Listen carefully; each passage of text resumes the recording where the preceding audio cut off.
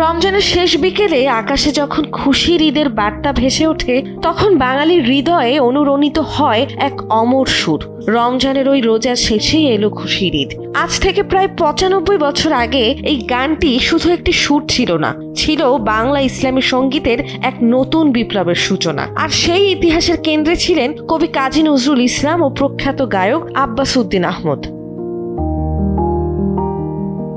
তবে এই গান জন্ম নেওয়ার পথ ছিল সহজ নয়। সে সময় প্রযোজনা প্রতিষ্ঠান গ্রামোফোন কোম্পানি ইসলামিক গান প্রকাশে খুব একটা আগ্রহী ছিল না। বহু চেষ্টা ও অনুরোধের পর আব্বাস উদ্দিন কর্তৃপক্ষকে রাজি করাতে সক্ষম হন। অবশেষে গানটি রেকর্ড হয়, আর প্রকাশের পরই ঘটে অভাবনীয় সাড়া।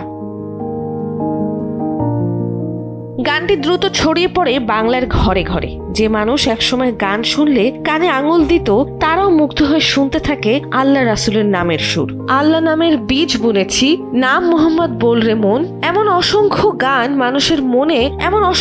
মানুষের মনে জাগিয়ে তোলে নতুন এক আবেগ ও ধর্মীয় অনুরাগ।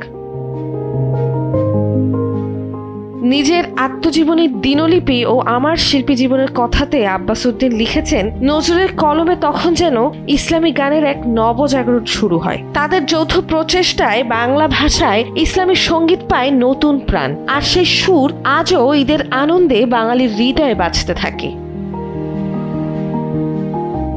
নন্দিনী আহসান, সময়ের আলো।